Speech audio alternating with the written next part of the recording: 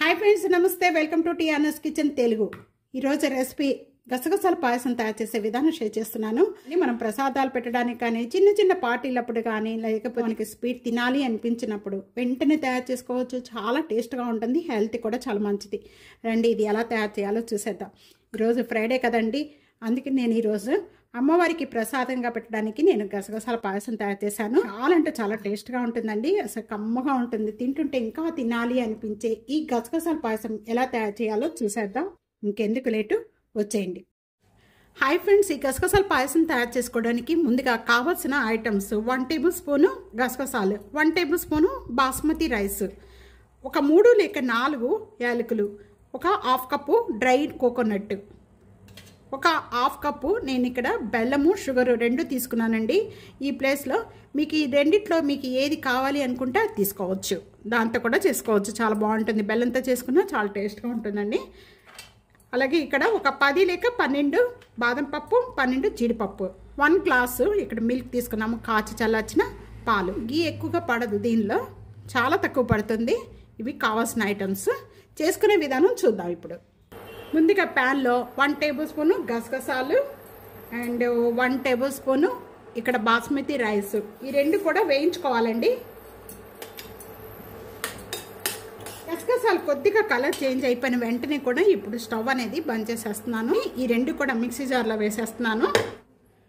వీటితో పాటు యాలకులు కూడా యాడ్ చేస్తున్నాను. మరి మనం ఎండు కొబ్బరి తీసుకున్నాం కదండి, ఒక హాఫ్ కప్పు ఎండు కొబ్బరి తీసుకున్నాము. ఆ ఎండు కొబ్బరి ఇవన్నీ కూడా బాగా మెత్తగా చేసుకోవాలి. ఎంత కూడా ఈ విధంగా మెత్తగా చేసుకోవాలండి. ఇలా మెత్తగా చేసుకున్న వెంటనే కూడా ఇక్కడ నేను ఒక హాఫ్ గ్లాస్ వాటర్ యాడ్ చేస్తున్నాను. హాఫ్ గ్లాస్ వాటర్ యాడ్ చేసేసుకొని మళ్ళీ ఒకసారి బాగా ఇవంతా కూడా ఒక పేస్ట్ లాగా చేసుకోవాలి. ఇప్పుడు ఓపెన్ చేద్దాం. ఈ విధంగా బాగా మెత్తగా చేసుకోవాలి. చేసుకున్న పేస్ట్ అంతా కూడా ఒక బౌల్లోకి యాడ్ చేసేద్దాం.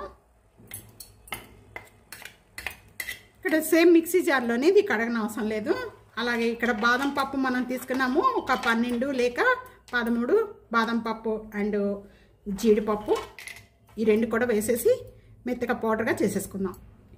ఈ విధంగా మనం పౌడర్గా చేసుకున్న దీంట్లో తీసుకున్న 1 గ్లాసు పాలు అనేది దీంట్లో ఒక హాఫ్ గ్లాసు పాలు యాడ్ చేసేసుకొని మెత్తగా చేసుకోవాలి.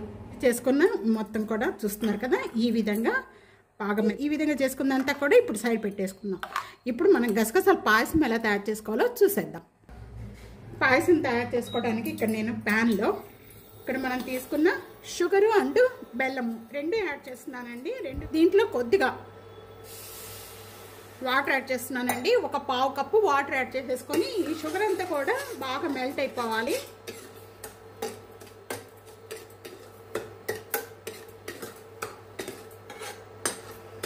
అయిపోయిందండి. షుగర్ అంతా కూడా మెల్ట్ అయిపోయిన వెంటనే కూడా ఇక్కడ హాఫ్ టేబుల్ స్పూన్ నెయ్యి యాడ్ చేస్తున్నాను. నెయ్యి యాడ్ చేసేసుకొని మొత్తం కూడా ఒకసారి అంతా ఈ విధంగా కలిపేసుకోవాలి. మనం గసగసాలు ఇవన్నీ కూడా మిక్సీ చేసుకున్నంతా కూడా దీంట్లో వేసేసుకోవాలి. ఒక 1 మినిట్ లేక 2 మినిట్స్ వరకు కూడా దీన్ని ఇలాగే పచ్చి స్మెల్ పోయేంత వరకు కూడా బాగా వేయించుకోవాలి. కూడా 1 మినిట్ అయిపోయిన వెంటనే ముందుగా మనం మిక్సీ జార్ పట్టుకున్న బాదం పప్పు, జీడిపప్పు అండ్ పాలు ఇవన్నీ కూడా చేసుకున్నాము. మిక్సీ చేసుకున్న పేస్ట్ అంతా కూడా దీంట్లో వేసుకొని ఇదంతా 1 మినిట్ వరకు కూడా ఇదే విధంగా కలుపుకోవాలి. మిక్సీ జార్లో ఒక హాఫ్ గ్లాసు వాటర్ యాడ్ చేస్తున్నాను.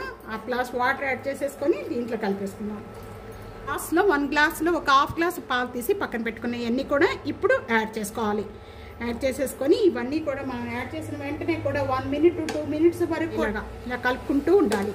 కొద్దిగా చిక్కపడేంత వరకు స్వీట్ తినాలి అనిపించినప్పుడు ఇదే విధంగా తప్పకుండా ట్రై చేసి చూడండి, చాలా టేస్ట్గా ఉంటుంది. మీకు ఎలా ఉందనేది నాకు తప్పకుండా కామెంట్స్లో తెలియజేయండి. ఇలా తింటుంటే ఇంకా తినాలి అనిపిస్తుంది, అలాగే వెళ్ళిపోతూ ఉంటుందండి గసగసాల పాయసం, చాలా బాగుంటుంది. ఇక్కడ చూస్తున్నారు కదా, ఒక మరుగుతున్నాయి. ఒక మరికి ఇలాగా మరిగిన వెంటనే కూడా ఇంకా మనం స్టవ్ బంద్ చేసేసుకోవచ్చు. ఇంకా స్టవ్ ఆఫ్ చేసేసుకొని చూస్తున్నారు కదా, ఈ విధంగా చిక్కపడేంత వరకు కూడా మరిగించుకోవాలి. గసగసాల పాయసం రెడీ అయిపోయిందండి. సర్వింగ్ ప్లేట్లో తీసేసుకుందాం కదా, ఈ విధంగా చిక్కగా ఉంటే చాలు. ఇంకా చల్లారిపోయిన తర్వాత కూడా ఇదే విధంగా ఉంటుంది, చాలా టేస్ట్గా ఉంటుందండి.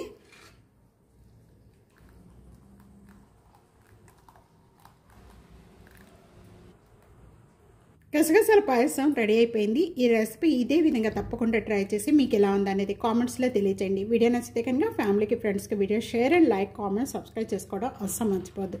Thank you for watching. Next వీడియోలో మళ్ళీ కలుద్దాం. అంతవరకు సెలవు. బాయ్.